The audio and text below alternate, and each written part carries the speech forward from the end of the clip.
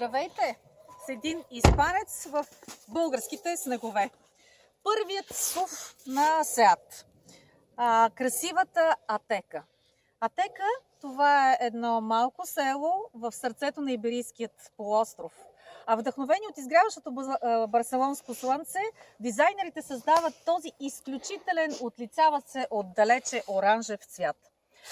Сеат е 100% Сеат, с тези много ръбести форми, с специфичната форма на предните светлини, красивите LED светлини също, които се забелязват отдалеч, голямата трапецовидна решетка с грамадна лого кацнало отпред.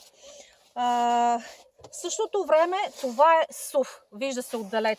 Голяма и силна машина, мощна, даваща усещането, че ще преминете през сложни терени и наистина преминавате, така както и ние минахме през тези снегове, киши, кал, всичко. Това може би е най-обратителният терен, който някой може да си представи. Но, както виждате, автомобилът се справя.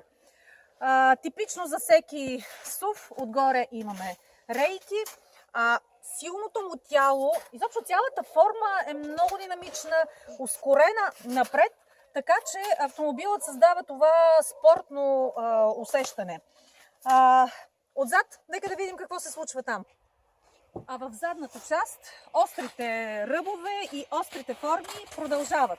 Виждате специфичните светлини и те се забелязват отдалеч. Остри са, но са красиви. Красиви и елегантни. Отзад имаме голямо стъпило лого и голямото име изписано Атека. Това, което много ми харесва, виждам, че започва масово да влиза в автомобилите и може би ще трябва вече във всички, че можем да отворим задната врата само с крак. Ключът е в джоба ми. Изключително практично, когато носите голям багаж. Имаме багажник от 485 литра в версията 4x4, какъвто е този автомобил, и 510 литра, когато е само с предно предаване. Само чрез този бутон, ето, сваляме задните седалки и получаваме един хоризонтален под, при който вече можем да пренасяме и дълги предмети. Нека сега обаче видим какво има.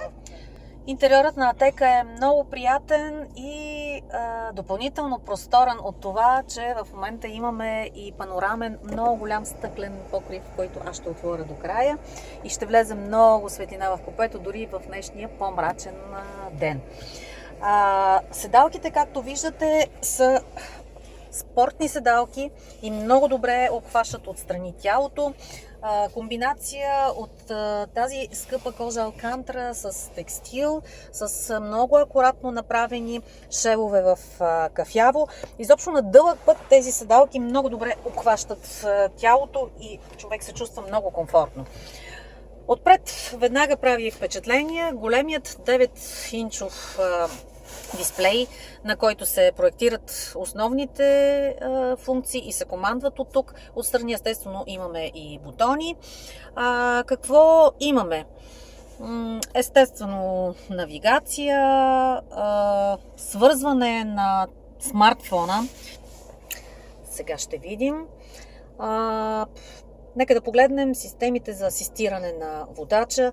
Имаме Front Assist, това е системата, която активно следи отпред какво се случва и ако случайно забележи, че отпред има спрели или бавно движи се с предмети и шофьорът не реагира, системата дори може да спре автомобила, така че да се избегне инцидент. Line Assist за следене на платното и тази система упражнява усилие на волана, ако случайно изпуснете движението, така че наистина много здраво се усеща. Имаме интериорно осветление. Тук е интересно. Можем да избираме 8 различни цвята интериорно осветление. Много приятно в вратите влиза. Отдолу на краката осветява най-добре. Това се вижда вечерта. Пред мен тук на дисплея се изобразяват основните информации за пътуването и само с този контролер от бутона мога да видя това, което ме интересува. Автомобилът е оборудван, както виждате, с 4x4, за да можем да изгазим и тези снегове. 7 степена DSG кутия, 190 конски сили, 2-литров дизелов мотор. Изобщо това е топ версията. Това, което е интересното, е този контролер, с който можем да избираме различните режими според ситуацията. Имаме, ето, те се проектират на екрана, спортен, индивидуален за настройки, така както ние пожелаем, офроуд режим и специалният снежен режим.